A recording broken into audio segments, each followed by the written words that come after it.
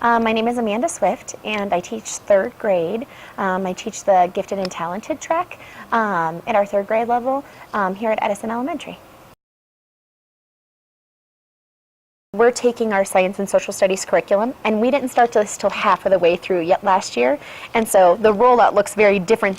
when you've had kids for half the year as opposed to it's August, we've known each other for 3 days, let's talk about project-based learning.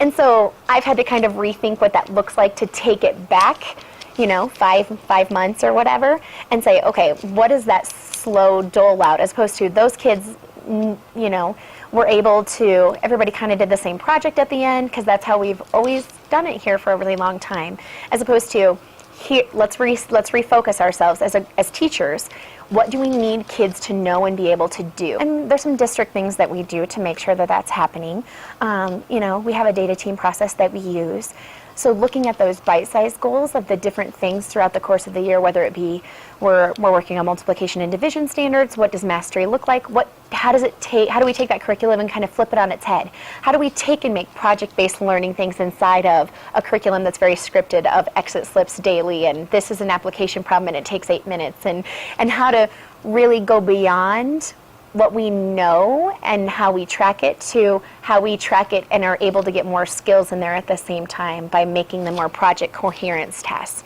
And so I think using data, you know, pulling exit slips, having conversations with small groups, looking at, you know, formative assessments and summative assessments and what do we have mastered and where do we need to have the bite-sized goal kind of going forward to continue, because not everyone's going to get it at the same time, unfortunately or fortunately, but it's my job to look at that data and then use it to inform my instruction. Well, who needs me to come see them during guided reading? These 2 girls that were on the floor earlier today missed math yesterday, and so they asked if we could sit during a little nugget of time when other kids were being independent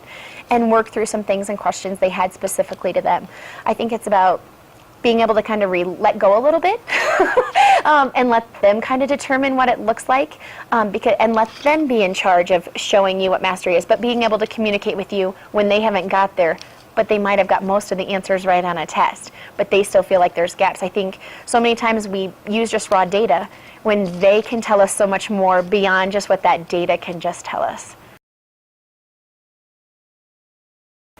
I think it's so easy just to say that it's mastering those 3rd grade standards or those 4th grade or 5th grade based on where different kids are at. But I think there's so much more to that, those soft skills of are we really good people and are we building those kind of 21st century skills that are a little bit harder to track with just those 4s and 3s or advanced or proficient pieces. So I think helping them grow as learners, but also those skills of leadership and communication skills and all those pieces, as well as the academic lens of have we mastered what we're supposed to master here in 3rd grade at minimum.